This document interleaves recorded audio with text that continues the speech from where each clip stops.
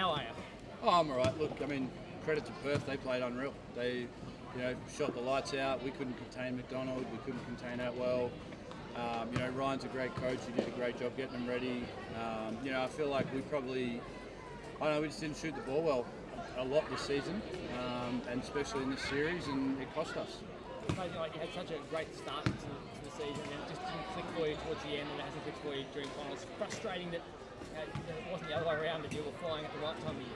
Yeah, I mean, last year we were probably the opposite. A bit clunky at the start, got a lot better, and this year we started really well. And Alice broke her wrist, and our import didn't arrive, so we signed another one, and then she got injured. And I think the girls did a great job.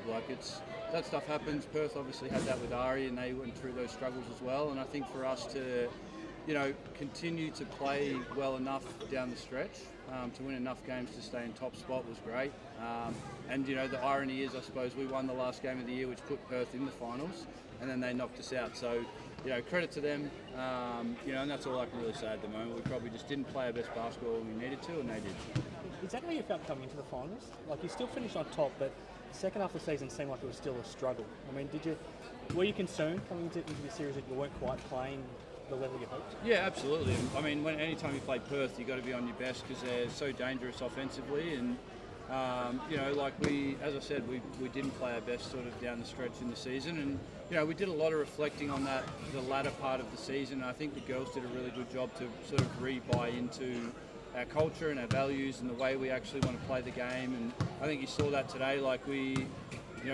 Was it 4 or 5 games ago we played Bendigo and lost by 35 on our home court and really just gave the game. Once we got to 13, we gave the game. And I think in this series, both times we got down double figures, we fought our way back and put ourselves in a position where, I think we had a 3-point shot just over here.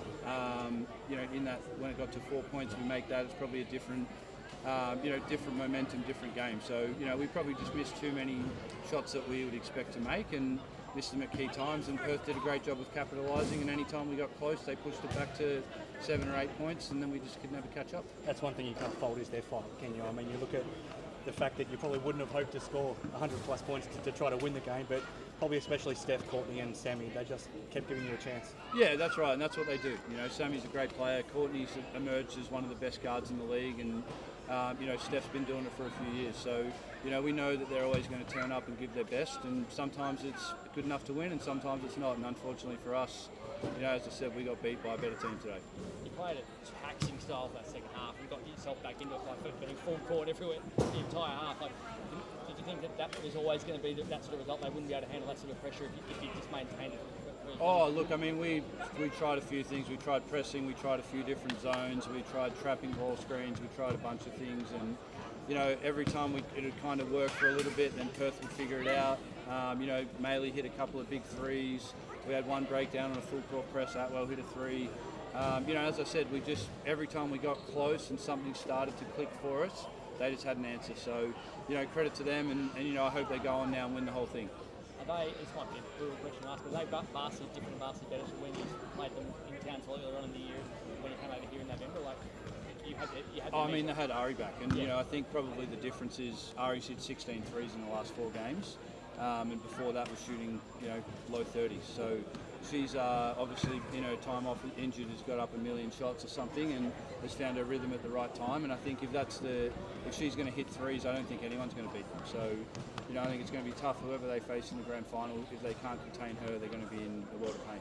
This might be a silly question because you're the defending champs and you're out in the semi-finals, but given the turnover you had from the playing group last season and given the challenges you've had, fitness and in your personnel this season, is this still a season you can be proud of when you reflect? Oh, definitely. I think any time you finish top 4 in our league, as tough as it is, and you look at the ladder this year, anyone from basically 6 to 1 could have finished anywhere. So it was, it's very competitive. And as you said, we were the defending champs, but we had a bunch of new players come in. We had 2 players who were on our bench in the championship team last year start for us this year, in Courtney and Zatina, and and then had to and then lost Tiana Hawkins before the season started, and it's too late to replace her with a similar player. So it's I'm really proud of how we did. I think for the most part, we were one of the better teams in the league throughout the entire season. And as you said, we had some ups and downs. We had a lot of injuries. we had 2 players that were projected to be starters and 30-plus minute players in Alice and Amanda, not playing probably at full fitness for nearly the entire season. And probably in fairness, still not fully fit by the Yeah, end they're of the not. season. And Amanda, she got back from her calf 5 weeks ahead of schedule to play in the final. So, I'm proud of her for her effort. She committed to her rehab unbelievably well. And, as I said, I felt we had chances in game 1 to win. We're up 7 at half-time and then had a terrible third quarter, then got back and lost by a point after having the lead with a minute 40 to go or something. And then today, same thing, we didn't start great. We were up, but I didn't think we started the way we needed to. Atwell hit her first 3, McDonald got her first couple of buckets to go, and just couldn't capitalise early. And then, at least we found a way to fight back towards the end.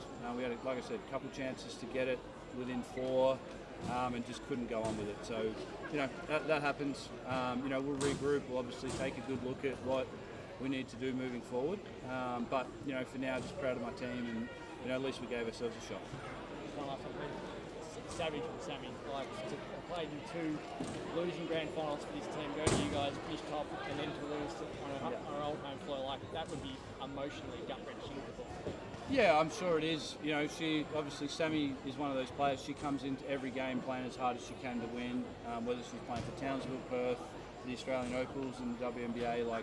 She gives you everything she's got every single day, whether she's injured, sick, and I'm just so proud of her. I know this is not the result that she wanted, and I'm sure she's gutted to lose in Perth against Perth, but she's a pro, she'll move on, and I'm just proud of the effort she's put in and the way she's added to our culture in such a positive way with the professionalism that she has. It's been awesome.